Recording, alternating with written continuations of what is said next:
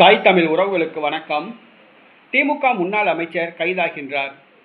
திமுக முன்னாள் அமைச்சர் கைதாகின்றார் என்ற தலைப்பில் இந்த காணொளியை காண்கிறோம். திமுக முன்னாள் அமைச்சர் பொன்முடி.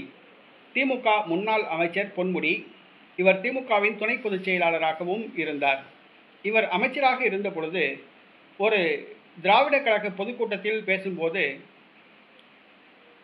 சைவம் மற்றும் வைணவ மதங்களை விபச்சார பெண்களோடு ஒப்பிட்டு பேசினார்.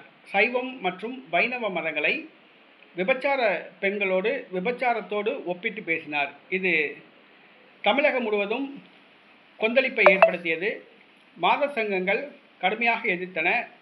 திமுக கருணாநிதி மகள் கனிமொழி கடுமையாக எதிர்ப்பு குரல் கொடுத்தார்.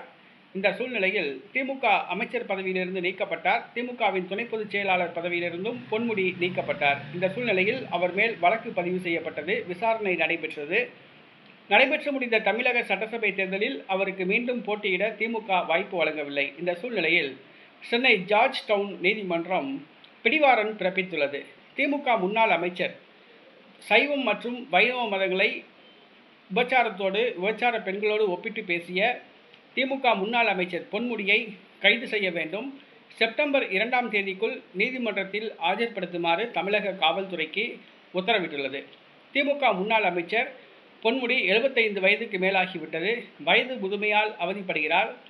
என்ன பேசுகிறார் என்று அவருக்கே தெரியவில்லை. மேலும் அமலாக்கத்துறை வழக்குகளை சந்தித்து வருகிறார். மன ரீதியாக பாதிக்கப்பட்டுள்ளார். திமுக பொதுக்கூட்டங்களில் என்ன பேசுவதென்று தெரியாமல் உளறி கொட்டுகிறார். இந்த சூழ்நிலையில் சென்னை உயர்நீதிமன்றம் ஜார்ஜ் டவுன் நீதிமன்றம் அவருக்கு பிடிவாரண்ட் பிறப்பித்துள்ளது. செப்டம்பர் 2ஆம் தேதிக்குள் கைது செய்து நீதிமன்றத்தில் ஆஜர்படுத்துமாறு உத்தரவிட்டுள்ளது.